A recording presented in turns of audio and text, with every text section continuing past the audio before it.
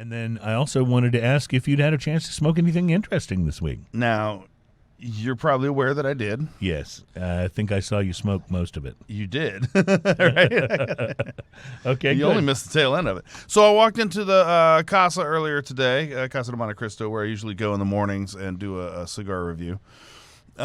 Just because it's nice, like I just like that whole. I can leave my house, I walk in there, I pick out a cigar, and then I just go sit down and hang out and enjoy the cigar. Because if I'm at my house, we even talked about this while we're there. If I'm at my house, I'm gonna find other things to do while I'm smoking a cigar. I'm gonna be like, oh, I could tinker on this or I could do that. Right. You're There's maybe gonna not be paying quite distractions. as much attention. Right. So it's nice to go do that. Well, I walked in, and on their end cap that always has the newest stuff, I found a Rocky Patel No. 6. That's a brand new one from the Rocky It is line. brand new, and I find that I haven't bought a Rocky Patel in a while. As much as I love Rocky Patel cigars, it's just there's so many things out there to try. And again, we're going back to a brand that started me, was one of the pivotal brands that started me smoking cigars, And I thought, you know what, I'm going to have this Rocky Patel No. 6, and I bought two. I wasn't sure which size to. I bought the Corona and the Robusto. Okay. And I wasn't sure which size was going to be better, so I smoked the Corona this morning for the review. Honduran Corojo wrapper, Honduran binder, Honduran and Nicaraguan filler. So Rocky, mostly Honduran. Rocky does a lot of Honduran tobacco in his cigars.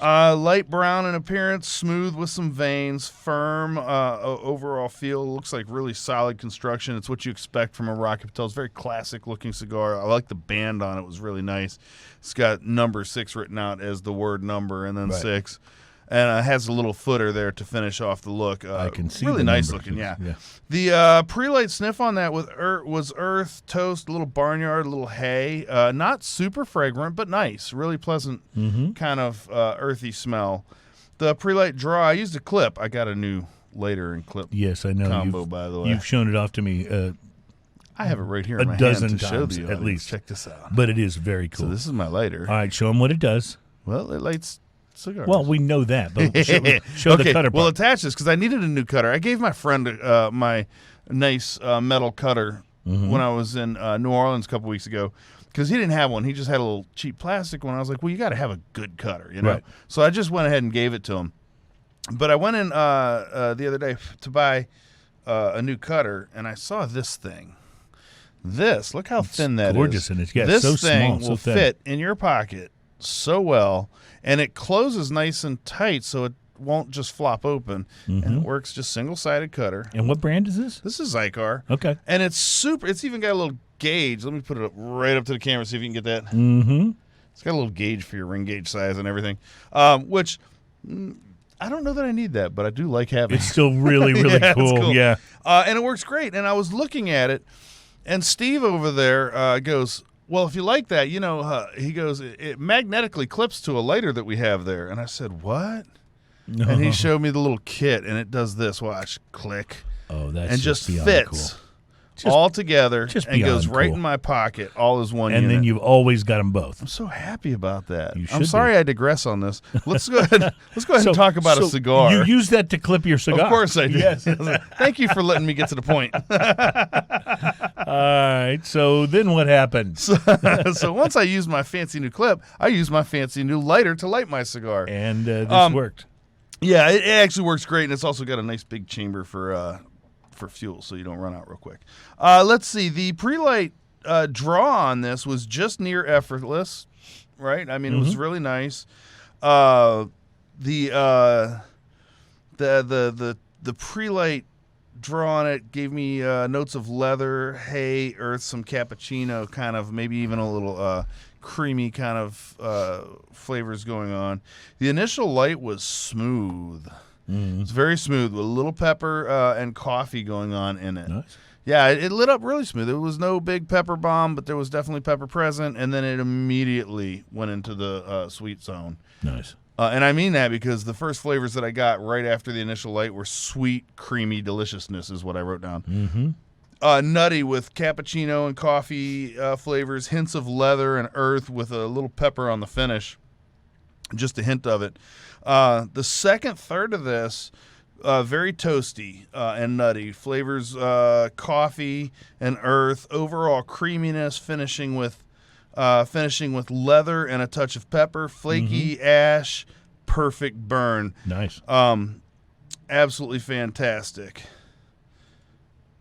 Let's see. That's actually John Durbin from the Suffers calling me back. Oh, finally. good, John. We want to use your music, so if we're gonna have to look him. We're gonna have to call him back. We were using their music, but now we want to do it with permission. We want to do it with permission. Yeah, yeah. right. I'm gonna call him back. Okay, good. Let's see. The leather and a touch of pepper on the finish was really nice. Flaky ash. Perfect burn. This thing burned like a laser all the way down. It was really, really nice. The last third of this, the pepper rants up a little bit to the front, but don't let that turn you off. This is a solid medium cigar. Okay. It's not a real big cigar. It's not a pepper bomb. It's just those flavors kind of pulled more towards the front. The leather moved up towards the front. Sweet nutty flavors took a little bit of a backseat. The earth and toast on the finish was really, really nice. It's just it left. It kind of the cigar kind of reversed the flavor profile towards the end. So whereas I had a peppery finish at the beginning of the cigar, I had a sweet toasty finish towards the end of the cigar. Nice. And flaky ash, which of course dropped on myself. Of course you did. Because it was flaky, but perfect burn like a laser all the way down to the end of this. You can see down to the my fingertips right there, and it's straight across. This cigar cost me $8. Not bad. For all that I just said, this cigar cost me $8. It gets a solid 6 on my price to quality. So you get more than you pay for with this cigar. So if 5 means you get exactly what you pay for, you give this a 6, which means you wouldn't have been upset if it had been a couple dollars more. If it was $10, I wouldn't have batted an eye. Nice. I wouldn't even have thought twice about it.